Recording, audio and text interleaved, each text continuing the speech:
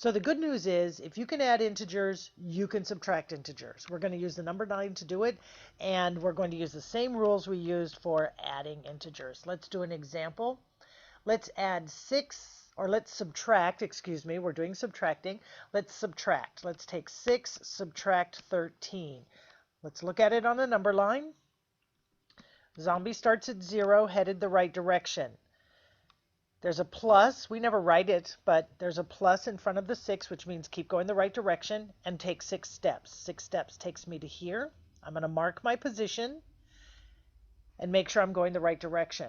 The next instruction is a minus, which means turn around and then take 13 steps.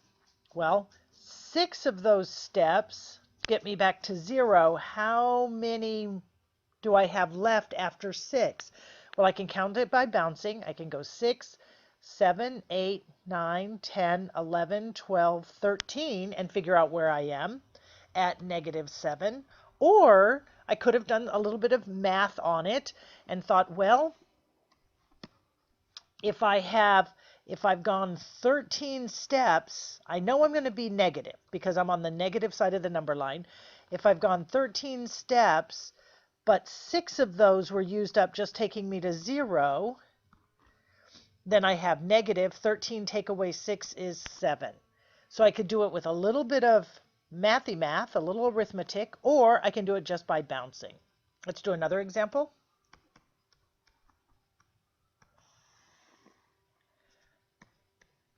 This time we want to take -12 minus 4. So we're starting at -12, take away 4.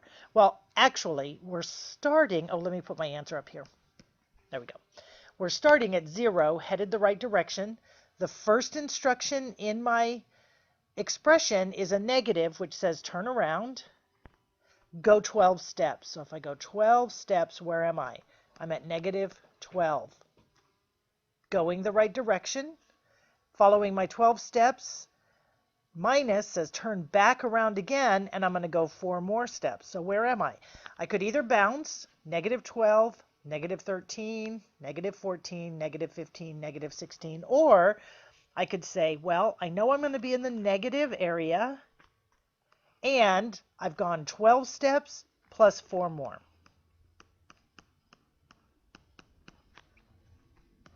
-16, which is exactly where I thought I was. Okay, another one. I'm just going to do a bunch of examples in this video because we already know what we're doing. So we just want to see what happens when the next thing happens, which is what happens when we have a bunch of negatives. -5 minus 15. That means we want to take the opposite of 5. We want to start at the opposite of 5 or get to the opposite of 5 and then go the opposite of 15. What? That's okay. It's easy to see when you put it on the number line. And the more times you write it on the number line, the easier it gets to visualize it in your head for later. So zombie starts at 0, headed in the negative direction. Oh, wait. Zombie starts at 0, headed in the right direction. Our first instruction says to turn around. And then our second instruction, go 5 steps. So I'm going to go 5 steps in the opposite direction. That puts me at -5, headed the right direction. Our next instruction says turn around. So I'm going to turn back around to the negative direction. But look, our next instruction says turn back around. So I'm headed back in the positive direction again. And then our next instruction says to go 15. So I can say either, well, 5 steps takes me back to 0. 6, 7, 8, 9, 10, 11, 12, 13, 14, 15, and figure out where I am. And where would I be? I'd be at 10. Or I can do the math that says, well, when I get here, I've gone 15 steps. Well, first, let's start with my answer is going to be positive no matter what because I'm in the positive side of 0. I've gone 15 steps, but I used up 5 of them just getting to 0. So 15 take away 5 equals 10, and that's exactly what I expected. And so my answer here is 10. Let's do another one. just because we're having so much fun. Why stop now? Let's find 11 minus 12 minus 14 plus minus 2. Holy cow, that's a lot. It's the last example. So where am I? Zombies start at 0. I'm going to use colors again so we know where we are. There's a plus in front of the 11 that we tend never to write down, so that means we're still going the right direction and we're not turning around. 11 steps. So I'm going to do 11 and mark my position. Now, the next thing, I'm headed the right direction, right? 11, headed in the right direction. My next instruction says turn around. So I'm going to turn around, and this time I'm going to go 12. So where am I if I go 12 steps backward? Well, I'm at 12 steps backward, so I know I'm going to be in the opposite because I went across to the other side of 0. So it's a negative. 12 take away 11 is negative 1. Okay, headed the right direction. The next instruction after 12 says minus, so that says turn around.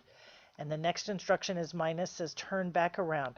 Look what happens when I have a minus minus together. It actually becomes a plus, doesn't it? It's interesting. Anyway, now I have to go 14. So if I start at negative 1, and I go 14 in the other direction, well, 14 in the other direction, I know I'm going to have a positive number, and I went 14 steps, but I have to take away the 1 that got me just to 0. So that's 13. I'm at 13, headed the right direction. Okay, coming up close to the end here. My instruction says plus, just keep doing the same thing. Up, minus. So now I'm going to turn around and I'm going to go backward 2 steps from 13. 2 steps backward from 13 puts me at minus 11. That one I can just do in my head. Easy enough. Or I could say, well, I'm 13 steps away from 0. I'm going to have a, oops, sorry, I put a minus there. That's a wrong answer. That was a test. Did you get it? It's at a positive 11. I could just think to myself, well, 13, go backwards 2 is 11. Or I could have said, well, I'm at 13. My answer is going to be positive because I'm on the right-hand side of 0. I'm at 13, and I take away 2 to go backward, and so I have plus 11.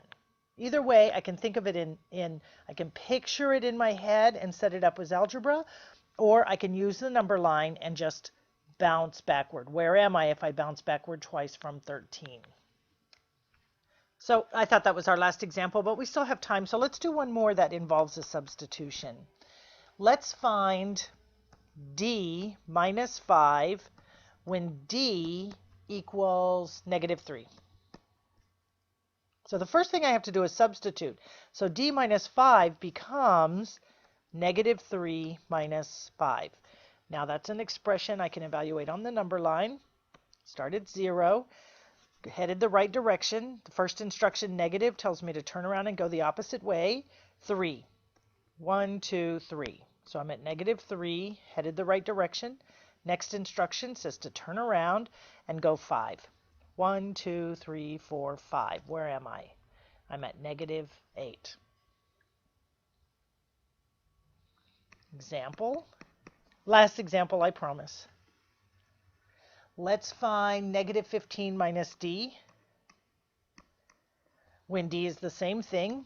So that's negative 15, or the opposite of 15, minus d is negative 3. And we can't have minus minus, so we're going to use parentheses. Okay, zombie starts at 0, headed the right direction. Negative says to turn around and go backward 15. So where am I? I'm at minus 15, or the opposite of 15. Headed the right direction. Instruction negative says to turn around, go the opposite direction. Another negative says to turn back around. Now I'm headed back in the positive direction and go 3. So 3. Where am I? Well, let's see. I'm on the opposite side, or the negative side, so I'm going to put my negative out front, and then I'm going to do my math. Well, I'm 15 units away from 0, but I'm going to eat 3 of those up to get to wherever I am. So 15 take away 3 equals, well, let's do this down here so we can make it easier to see. 15 take away 3 equals 12, but the whole thing is negative because we're on the opposite side. So the answer then is negative 12. So I told you, when you think about the number line, rather than counting objects, you do the same thing with subtracting integers that you do with adding integers. So it really kind of feels like I just did the same thing all over again. The only difference is we got to look at situations where we had minus minus. So let's look at this. In this case, we had a minus minus, right? We subtracted a negative. In this case, we had a minus minus, so we subtracted a negative. Let's see if I have another case that does that. Oh, I did. I had a minus minus right here. And look what happened when we had a minus minus. It told us to go plus. We headed in the plus direction. This case, when I had a minus minus 14, when I went 14, I headed in the positive direction. And the same thing in this case, when I had a minus minus 15, that told me to go 15 forward, which was in the positive direction. So there's actually a rule in here that we can use, and that is when you're subtracting integers, if you subtract a minus some number a, that's the same thing as saying plus a. That's pretty cool. It's a little bit of a rule. You can add and subtract, or you can subtract with positive and negative numbers, meaning add or subtracting with integers. Yikes, couldn't say that sentence very easily. You can subtract with positive and negative numbers, which means you're subtracting with integers, by using the number line exactly like you did with addition. But there's a special new situation that comes up, which is sometimes you're going to have a minus minus right in a row. Minus minus. I'm not looking at minus 2 minus 3. That's different because there's a 2 in between. It's when you have a minus minus right in a row, you can convert that to a plus, because minus minus says turn around and then turn back around, which just puts you in the same direction you were headed to begin with.